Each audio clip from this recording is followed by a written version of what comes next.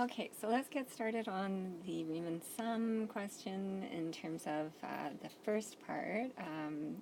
And I'm going to just try and explain the idea behind what he's asking you to do there. If we use the rectangles idea for the left and the right hand sums, then we're going to have one rectangle that's too short, and we're going to have another rectangle that's too wide, just like the three bears, right? This one's too big, this one's too small.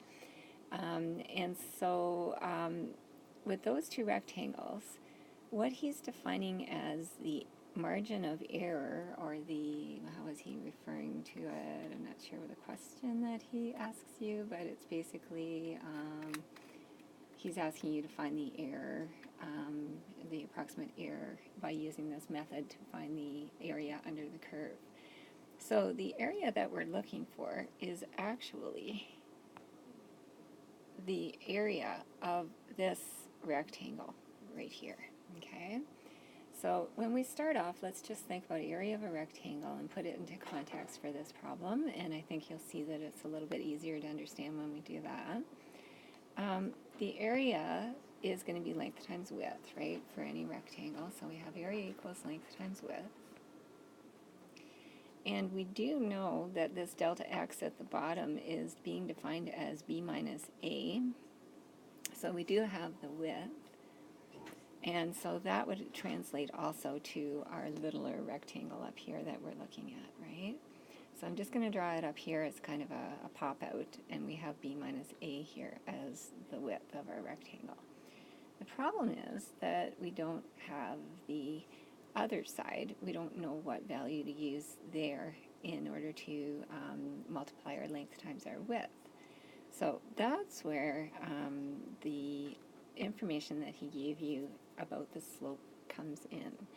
Because if I draw the slope between points B and A, if I draw that in, then we know that slope, which equals m, is delta y over delta x, right?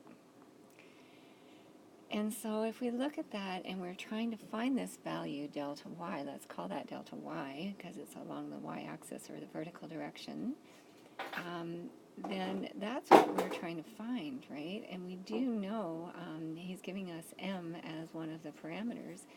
And so if we're trying to solve this equation for delta y, then we could take the delta x and multiply it by m. And we've already defined delta x as b minus a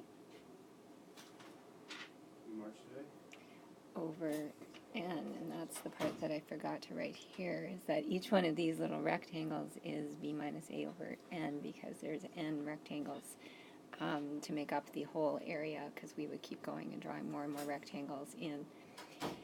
So delta y equals m times b minus a over n is really the length of the rectangle, isn't it?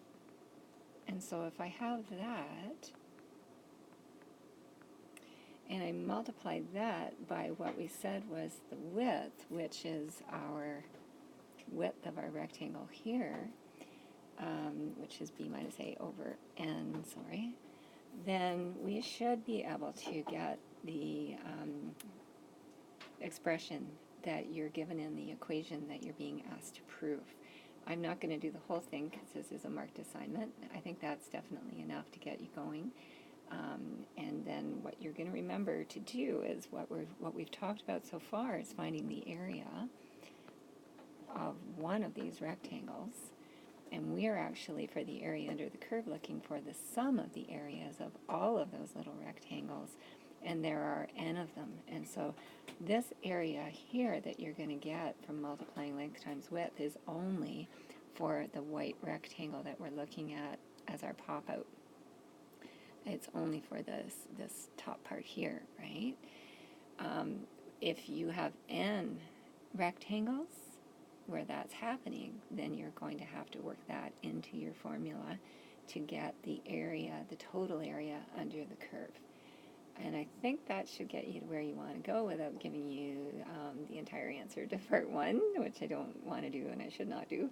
And if you have more questions about that, then please feel free to email me and I'll help you out with it a bit more.